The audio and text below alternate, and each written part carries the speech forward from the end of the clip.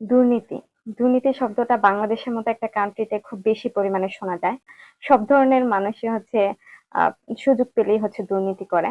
তো এই জিনিসটা নিয়ে হচ্ছে আমি লাস্ট কিছুদিন ধরে আমার খুব এক্সাম ছিল, পরীক্ষা ছিল। তো এর মধ্যে আমরা খুবই মজার, মজার বিষয় নিয়ে হচ্ছে পড়াশোনা করি। যদিও পড়াশোনাটা অনেক বেশি টাফ, আইন নিয়ে পড়াশোনাটা। তো এর মধ্যে আমার যেই একটা বিষয় হচ্ছে ইন্টারেস্টিং লাগছে যে এই যে দুর্নীতি দমন কমিশন আইন ২০০৪, এটা নিয়ে আমরা পড়াশোনা করছি। তো এই জায়গায় হচ্ছে একটা জিনিস আমি দেখলাম যে এত বড় একটা শক্তিশালী প্রতিষ্ঠান যেটা দুর্নীতি প্রতিরোধ করার জন্য কাজ করে, যারা দুর্নীতি করে তাদেরকে শাস্তি দেওয়ার ব্যবস্থা করে। এত বড় একটা শক্তিশালী প্রতিষ্ঠানে অনেক অনেক মানুষ কাজ করে, তবে মাত্র ৩ জন কমিশনার থাকেন। এর মধ্যে এই ৩ জনের মধ্যে একজনকে চেয়ারম্যান থাকেন, যাকে হচ্ছে রাষ্ট্রপতি নিয়োগ দেন। তো আমার কাছে মনে হয়েছে এখানে হচ্ছে আরো মানুষজন যারা কাজ করে, তারা হচ্ছে কমিশনারের সাথে ডিরেক্টর জেনারেল বা ডিজি উনি কাজ করেন, ইনভেস্টিগেশন অফিসাররা কাজ করেন, অ্যাডভোকেটগণ কাজ করেন।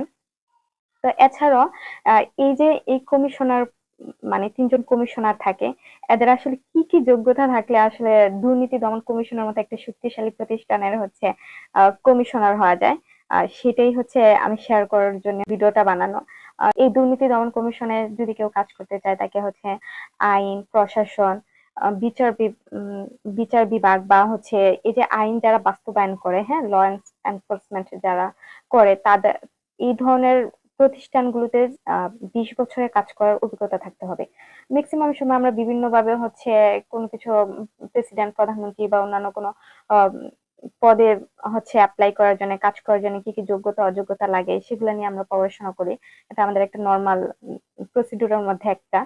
তো আমার কাছে মনে হয়েছে এই যে দুর্নীতি দমন কমিশনে কাজ করার জন্য যে ২০ বছরের যে একটা অভিজ্ঞতা, এই জিনিসটা অনেক বেশি। অ্যান্ড অবশ্যই এই ধরনের একটা শক্তিশালী প্রতিষ্ঠানে কাজ করার জন্য এই ধরনের একটা আহ, যোগ্যতার রিকোয়ারমেন্ট থাকাটাও স্বাভাবিক বিষয়।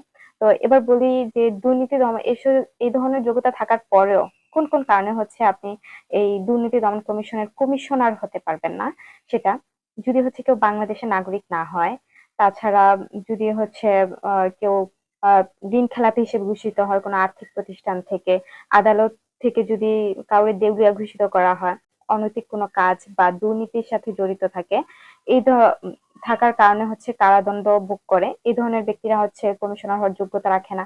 তাছাড়া আপনি কোনো সরকারি চাকরিজীবী, ধরেন আমি এক জায়গায় কাজ করতেছি, আরেক জায়গায় হচ্ছে আমি ওখানে অ্যাপ্লাই করতে পারবো না, কোনো সরকারি কর্মচারী অ্যাপ্লাই করতে পারবেন না কমিশনার হওয়ার জন্য।